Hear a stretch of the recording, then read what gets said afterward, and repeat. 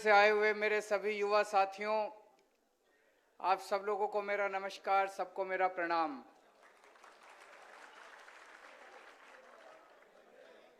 मुझे लग रहा है आप लोगों की जितनी ऊर्जा देखी अभी मैंने, जितनी एनर्जी देखी, ये इसमें से कुछ टीवी वाले तो चला रहे होंगे, वो देख रहे होंगे वहां पे बैठ के। तो मैं सोच रहा था कि अभी सुन रहे थे कि मनीष सिसोदिया को अगले 10 दिन में गिरफ्तार करेंगे, लेकिन अब तो मुझे लगता है अगले 2-3 दिन में ही गिरफ्तार कर लेंगे इनको। दोस्तों, आज महाराजा कृष्ण कुमार सिंह जी के धरती पे आके बहुत अच्छा लग रहा है। वो एक बहुत महापुरुष थे, महान व्यक्ति थे। आजादी के बाद सबसे पहले देशभक्ति का जज्बा दिखाते हुए उन्होंने अपनी रियासत सरदार पटेल को सौंपी थी।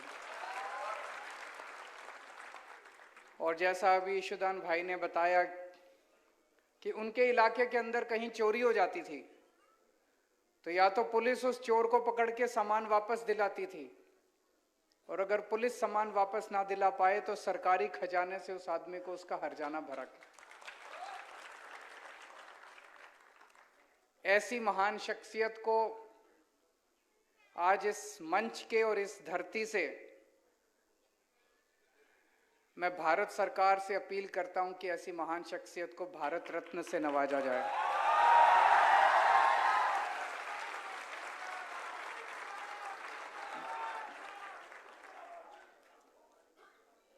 आप सबको मंजूर है? दोनों हाथ ऊपर करके आप अपनी मंजूरी दिखाएं। दोस्तों, मुझे बेहद खुशी है, आज मैं अपने साथ देश की नहीं दुनिया के सबसे अच्छे शिक्षा मंत्री को लेकर आया हूं, मनीष सिसोदिया जी। इन्होंने दिल्ली के स्कूल शानदार कर दिए, दिल्ली के सरकारी स्कूल। पहले दिल्ली के सरकारी स्कूलों का भी बहुत बुरा हाल था। अभी एक व्यक्ति ने प्रश्न पूछा था कि एजुकेशन सिस्टम कैसे ठीक करेंगे। दिल्ली के सरकारी स्कूलों का जब 2015 में हमारी सरकार बनी, इतना बुरा हाल था।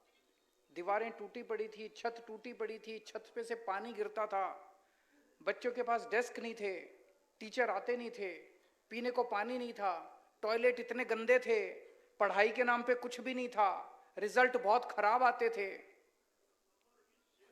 5 साल के बाद आज आप जाके देख लीजिए, दिल्ली के सरकारी स्कूल इतने शानदार बन गए, इतने शानदार बन गए। मैं खुला निमंत्रण देता हूं आप सब लोगों को, आप में से कोई भी जाइए, दिल्ली के किसी भी सरकारी स्कूल के अंदर चले जाइए आप। अभी कई पत्रकार गुजरात से गए थे, करीब 30-40 पत्रकार गुजरात से गए थे, वो खूब घूम के आए, बहुत अच्छा लगा उन्हें। आप भी जाइए, और अगर जा नहीं सकते तो आप दिल्ली में किसी को फोन करके पूछ लीजिए, इतने शानदार सरकारी स्कूल बन गए। प्राइवेट स्कूल वालों ने पहले गुंडागर्दी मचा रखी थी, जब मर्जी फीस बढ़ा देते थे, लोग बड़े दुखी थे। पिछले 7 साल से किसी भी प्राइवेट स्कूल वाले को नाजायज फीस नहीं बढ़ाने दी हम लोगों ने। ऑर्डर पास कर दिए, जितने प्राइवेट स्कूल थे सबका ऑडिट करवाया हमने, चार्टर्ड अकाउंटेंट से ऑडिट करवाया। और जब ऑडिट के नतीजे आए तो पता चला किसी प्राइवेट स्कूल ने 30 करोड़ की एफडी करा रखी है बैंक में, 40 करोड़ की एफडी करा रखी है। हमने ऑर्डर किया, एफडी तुड़वाई और बच्चों के पैसे वापस कराए। पहली बार भारत में हुआ होगा, भारत में पहली बार हुआ होगा कि प्राइवेट स्कूल वालों ने बच्चों के पेरेंट्स को उनके अकाउंट में पैसे वापस करे। ऐसा कभी नहीं हुआ। और 2-2 साल पुरानी फीस वापस करी, 3-3 साल पुरानी फीस वापस करी। ऐसे शख्स की फोटो, अमेरिका तो दुनिया का सबसे ताकतवर देश है। अमेरिका के सबसे बड़े अखबार न्यूयॉर्क टाइम्स के फ्रंट पेज पे इनकी फोटो छपी। दिल्ली के सरकारी स्कूल के बच्चों की फोटो छपी न्यूयॉर्क टाइम्स में फ्रंट पेज पे, दिल्ली के सरकारी, इनकी मनीष सिसोदिया की फोटो छपी। तो इनके नेता ने इनको बुलाया, क्या ये सिसोदिया की फोटो कैसे छप गई, हमारी क्यों नहीं छपी? तो उन्होंने कहा सर इन्होंने पैसे खिलाए थे उनको। तो बोले 10 गुना पैसे दे दो उनको, हमारी छपवाओ। तो उन्होंने न्यूयॉर्क टाइम्स को फोन किया, बोले $1 मिलियन देंगे, हमारे नेता की फोटो छापो। बोले नहीं छापेंगे। फिर उन्होंने दोबारा वापस आए, नेता ने कहा और पैसे बढ़ा दो। उन्होंने कहा 100 करोड़ रुपया देंगे, हमारे नेता की फोटो छापो। न्यूयॉर्क टाइम्स वालों ने कहा ये तुम्हारे वाला मीडिया नहीं है,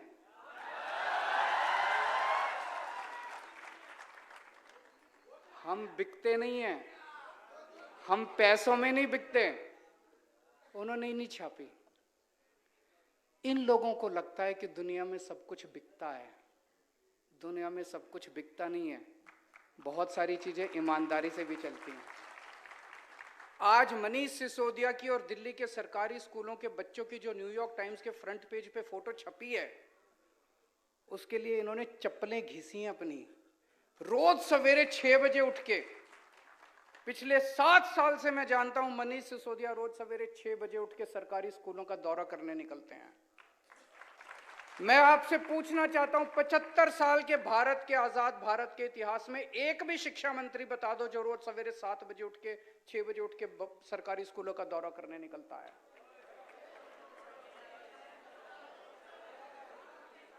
कोई नहीं निकलता। अभी आप लोगों ने कई प्रश्न पूछे, पेपर फूटने के बारे में पूछा, इसका जवाब दूंगा मैं डिटेल में। रोजगार के बारे में पूछा, टीईटी टीएटी एग्जाम के बारे में पूछा, उसका भी जवाब दूंगा। अभी एक हैंडीकैप भाई ने पूछा क्लरिकल स्टाफ में क्यों नहीं हो सकता। बिल्कुल हो सकता है, हमारी सरकार बनेगी, हम रूल बदलेंगे।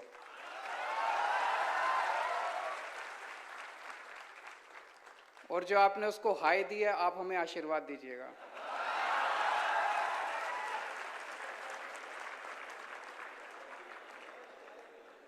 जीआईएसएफ के इतने सारे साथी आए हुए हैं, आप लोग जनता की बहुत सेवा करते हैं।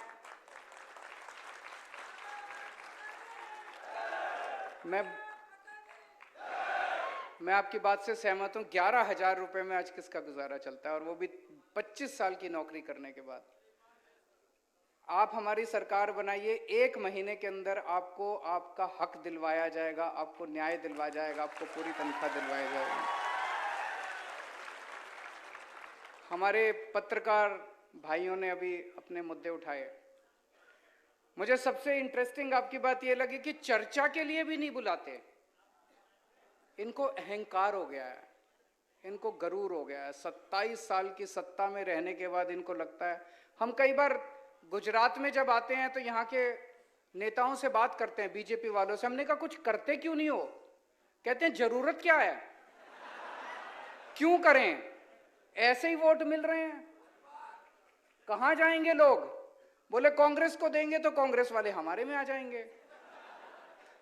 पहली बार इनकी नानी याद आ रही है, आम आदमी पार्टी आ गई है। तो मैं पत्रकार बंधुओं से सबसे कहना चाहता हूं, जितने सरकारी फैसिलिटीज आपको बंद की गई सारी दोबारा चालू कराएंगे, आपके साथ बैठेंगे, और जो जो फैसिलिटीज हो सकती हैं आप वो सारी फैसिलिटीज आपको देंगे, और आपसे निवेदन करेंगे हमारी सरकार बनने के बाद हमारे पक्ष में मत छापिएगा, हमारी त्रुटि निकालिएगा।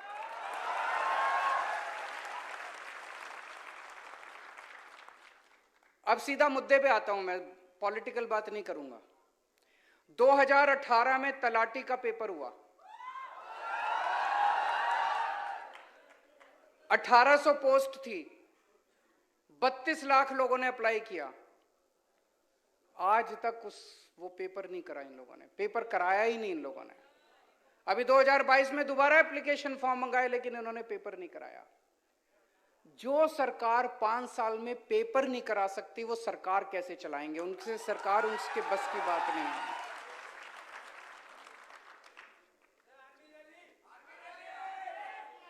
आ रहा हूं। तो आज मैं आपको आश्वासन देता हूं, दिसंबर में आम आदमी पार्टी की सरकार बनेगी, फरवरी में तलाटी का पेपर होगा।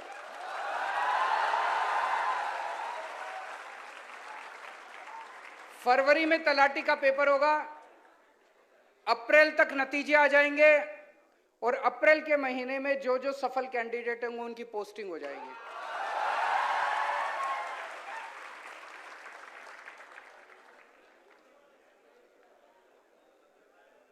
एक जो सारी सब लोग जिस मुद्दे से दुखी हैं कि पेपर बहुत फूटते हैं, इतने पूरे देश में दिवाली पे पटाखे नहीं फूटते जितने गुजरात में पेपर फूटते हैं। मैं अभी लिस्ट पढ़ रहा था, 2014 में चीफ ऑफिसर का पेपर फूटा, 2015 में तलाटी का पेपर फूटा, 2016 में जिला पंचायत तलाटी का पेपर फूटा, 2017 में 12वीं का बायोलॉजी का पेपर फूटा, 2017 में जीटीयू का सिविल इंजीनियरिंग का पेपर फूटा, 2018 में टेट का पेपर फूटा, 2018 में मुख्य सेवी का पेपर फूटा, 2018 में नायब चिटनीश का पेपर फूटा, 2018 में लोक रक्षक का पेपर फूटा, 2018 में बिन सचिवालय क्लर्क का पेपर फूटा, 2018 में बीएड का पेपर फूटा, 2021 में हेड क्लर्क का पेपर फूटा, 2021 में सौराष्ट्र यूनिवर्सिटी इकोनॉमिक्स का पेपर फूटा, 2022 में वन रक्षक का पेपर फूटा, 2022 में पीजीवीसीएल जूनियर असिस्टेंट का पेपर फूटा, 2022 में 7वीं क्लास का पेपर फूटा, साउथ गुजरात यूनिवर्सिटी पेपर फूटा, 2022 में 10वीं का हिंदी का पेपर फूटा। इनको शर्म नहीं आती?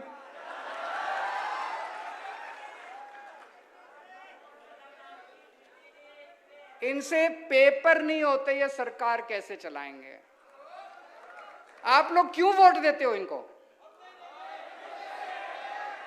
ऐसे लोगों को क्यों वोट देते हो जिनसे पेपर नहीं होते? वो सरकार कैसे चलाएंगे? सरकार चलाना बड़ा मुश्किल काम है, इनसे एक पेपर नहीं होते, आपने इनको इतनी बड़ी जिम्मेदारी दे दी। कोई जेल गया क्या आज तक पेपर फूटने की वजह से? अब जेल जाएगा, अब जेल जाएगा। मध्य प्रदेश में तो व्यापम घोटाला हुआ था, ये तो महाव्यापम घोटाला चल रहा है। गुजरात के अंदर तो महाव्यापम घोटाला चल रहा है। मनीष सिसोदिया ने कोई गलत काम नहीं किया, झूठा केस बना के सीबीआई इनके यहां भेज दी, लेकिन आज तक पेपर फूटने वाले के यहां किसी के यहां सीबीआई नहीं गई। सीबीआई की रेड में कोई सीबीआई क्यों? वो सारे इन्हीं के लोग हैं जो पेपर फोड़ते हैं। तो हमारी सरकार बनेगी, कानून लेके आएंगे, पेपर फोड़ने वालों को कम से कम 10 साल की सजा होगी।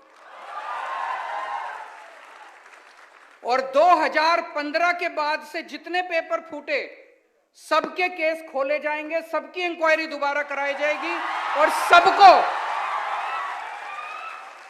सबको जेल भेजेंगे।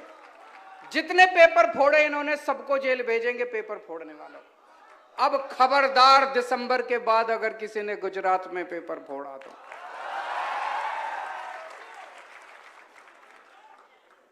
दोस्तों, अभी तक सुनते हैं रिश्वत से, एक भी बहुत बड़े नेता इनके कहते हैं सरकारी नौकरी केवल पार्टी के लोगों को पहले मिलेगी। बोला ना एक इनके ने, तुम्हारे पिताजी की है सरकारी नौकरी। सरकारी नौकरी किसी पार्टी की नौकरी नहीं है, गुजरात के बच्चों की नौकरी है, गुजरात के युवाओं की नौकरी है। हर सरकारी नौकरी पे गुजरात के युवाओं का अधिकार है। पूरा ट्रांसपेरेंट तरीके से किया जाएगा, सारा प्रोसेस चेंज किया जाएगा और हर नौकरी जो है वो अच्छे तरीके से दी जाएगी। अब मैं आपको भर्ती कैलेंडर सुना रहा हूं। आम आदमी पार्टी की सरकार बनने के बाद कौन सा पेपर कब कराएंगे, नोट कर लीजिए अगर आपके पास है तो, नहीं तो अपने फोन में लिख लीजिए। दिसंबर में सरकार बनेगी कि नहीं बनेगी? दिसंबर में सरकार बनेगी। फरवरी में तलाटी का पेपर होगा। अप्रैल में नतीजे आने के बाद सबकी पोस्टिंग हो जाएगी। मई में वहां पे 2-3 हमारी बहनों ने टेट के बारे में बात की। मई में टेट 1 और टेट 2 की परीक्षा करवाई जाएगी, और टीईटी और टीएटी दोनों की परीक्षा होगी। टीईटी 1, टीईटी 2 एंड टीएटी दोनों की परीक्षा, तीनों परीक्षा मई के महीने में कराई जाएगी और जुलाई के महीने में नतीजे आ जाएंगे। जुलाई में जितने टीचर काम कर रहे हैं, जितने कर्मचारी काम कर रहे हैं, उनको एक मौका दिया जाएगा कि आप लोग बताइए कि आपको किस जिले में पोस्टिंग करवानी है अपनी। अभी हमने सुना कि एक आदमी इधर पोस्टिंग है, उसकी फैमिली उधर रहती है, वो दोबारा पेपर देता है, फिर उधर हो जाता है, तो ये खाली हो जाती है पोस्ट, उसके बाद दिक्कत। तो जुलाई के महीने में सबको मौका दिया जाएगा, सारे कर्मचारियों को, आप अपनी मनपसंद की डिस्ट्रिक्ट में चले जाइए। वो सब लोग अपनी अपनी डिस्ट्रिक्ट में चले जाएंगे। अगस्त के महीने में जितनी टीचर्स की वैकेंट पोस्ट हैं, उनकी सबकी भर्ती प्रक्रिया शुरू की जाएगी, उनके पेपर कराए जाएंगे। अक्टूबर के महीने तक सारे टीचर्स की पोस्टिंग, नए टीचर्स की पोस्टिंग कर दी जाएगी। नवंबर के महीने में सब इंस्पेक्टर और असिस्टेंट सब इंस्पेक्टर की भर्ती शुरू की जाएगी, और दिसंबर के महीने में सबको पोस्टिंग कर दी जाएगी। मंजूर है? ठीक है ना? गलत तो नहीं है? तो ये भर्ती कैलेंडर हमारी तरफ से आपको गारंटी है। दूसरा, दिल्ली में जैसे अभी मनीष सिसोदिया जी ने बताया, हमने 12 लाख बच्चों को रोजगार दिलवाए हैं पिछले कुछ सालों में। तरह तरह के तरीके से, अलग अलग तरीके से पोर्टल खोला, जॉब फेयर लगाए, जॉब मेला लगाया, रोजगार के लिए हमने काफी काम किया, सरकारी नौकरियां निकाली, प्राइवेट नौकरियां निकाली, 12 लाख बच्चों को रोजगार दिलाया। तो रोजगार दिलाना आता है हमको, हमारी नीयत भी साफ है। तो मैं गारंटी देता हूं, गुजरात के हर युवा को हम 5 साल के अंदर रोजगार दिलाने की कोशिश करेंगे, 5 साल के अंदर हर युवा को। लेकिन जब तक रोजगार नहीं मिल जाता, तब तक बेरोजगार युवा को 3,000 रुपए हर महीने बेरोजगारी भत्ता दिया जाएगा। कल मैं किसी से बात कर रहा था, वो कह रहा था पैसा कहां से आएगा। फिर मैंने उसको 2 आर्टिकल दिखाए। मैंने कहा देखो, ये 2 स्कैम बंद हो गए तो बेरोजगारी भत्ते का सारा पैसा आ जाएगा। इतना लूट मचा रखी है इन्होंने, इतनी लूट मचा रखी है इन्होंने, पैसे की कमी नहीं है, चिंता मत करना।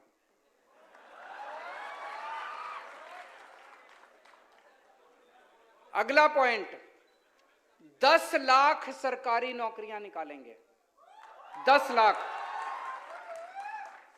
ये हो सकता है क्या? बिल्कुल हो सकता है। हमने पूरी प्लानिंग की है, हवा में बात नहीं कर रहे। और युवराज जी आपको पूरा डिटेल में बताएंगे, इन्होंने वीडियो भी जारी किया, शायद युवराज ने, सम्राट भाई ने भी जारी किया, पूरा डिटेल में आपको बताएंगे कि 10 लाख सरकारी नौकरियां कहां कहां से आएंगी। 10 लाख सरकारी नौकरियां निकालेंगे। पेपर फूटने के खिलाफ जो मैंने अभी बताया, कानून लेके आएंगे। जितनी पोस्टें, जितनी वैकेंसीज निकलती हैं और उनकी भर्ती होती है, हर एक में वेटिंग लिस्ट निकाली जाएगी, ताकि जितने लोग ना ज्वाइन करें उनको उसके ऊपर किया जा सके। 1 साल के लिए वेटिंग लिस्ट चालू रहेगी। पहले बड़े पदों के ऊपर भर्तियां की जाएंगी, उसके बाद छोटे पदों के ऊपर भर्तियां की जाएंगी, ताकि वैकेंसीज ना रह सके। और सरकारी भर्ती की परीक्षा देने के लिए जितने बच्चे जाते हैं, 32 लाख बच्चे एक परीक्षा देने के लिए गए थे। जब वो बच्चे परीक्षा देने के लिए जाते हैं, उस दिन उनका बस का आने और जाने का किराया फ्री होगा।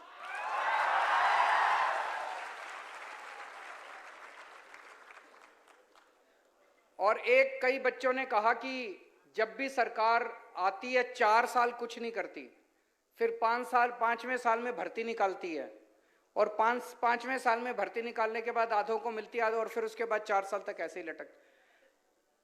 हमारी अभी पंजाब में सरकार बनी है, सरकार बनते ही हम लोगों ने नौकरियां निकालनी चालू कर दी। 26,000 बच्चों को अभी नौकरियां देने वाले हैं, 36,000 बच्चों को पक्का करने वाले हैं। जैसे ही हमारी सरकार बनेगी, मैंने आपको भर्ती कैलेंडर बता दिया, पहले साल से ही आपको सारी भर्तियां चालू हो जाएंगी।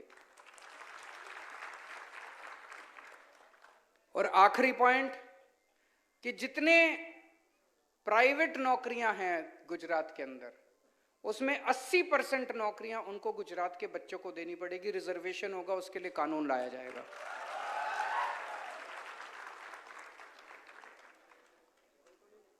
आपसे पूछना चाहता हूं, मैं आज दिल्ली का सीएम गुजरात के युवाओं से बात करने के लिए आया। कभी गुजरात के सीएम ने गुजरात के बच्चों से ऐसे आमने सामने बैठ के बात की क्या? मैं उनसे निवेदन करता हूं, अब 3 महीने रह गए, इन 3 महीनों में एक बार तो चर्चा कर लीजिए अपने बच्चों के साथ। एक बार तो अपने बच्चों के साथ चर्चा कर लीजिए। और ये इन लोगों ने मीडिया को खूब डरा रखा है। मीडिया वाले लोग बहुत अच्छे हैं। मीडिया को इन्होंने खूब डरा रखा है। सारे मीडिया को उन्होंने ऑर्डर जारी किया हुआ है कि किसी भी डिस्कशन में आम आदमी पार्टी वालों को नहीं बुलाना। अखबारों को कहा हुआ है कि आम आदमी पार्टी की खबर नहीं छपनी चाहिए। तो मैं आज गुजरात के युवाओं को अपील करना चाहता हूं, अपने अपने सोशल मीडिया को उठा लेना और ये वाला चुनाव सोशल मीडिया के ऊपर लड़ेंगे। सारे युवा आज ही जितना हो सकता है फेसबुक के ऊपर, ट्विटर के ऊपर, इंस्टाग्राम के ऊपर, लिंक्डइन के ऊपर, जितना हो सकता है हर एक के ऊपर आप डालो कि इस बार सब लोग आम आदमी पार्टी को वोट दो। जैसे हम लोगों ने दिल्ली बदली, फिर पंजाब बदल रहे हैं, आप सबके साथ मिलकर गुजरात को भी बदलेंगे, नया गुजरात बनाएंगे। जो मेरे को लग रहा है गुजरात एक बड़ा बदलाव मांग रहा है। 27 साल में इन लोगों से तंग आ गया गुजरात एक बड़ा बदलाव की तरफ जा रहा है। हम सब मिलके अब एक नया गुजरात बनाएंगे। भारत माता की।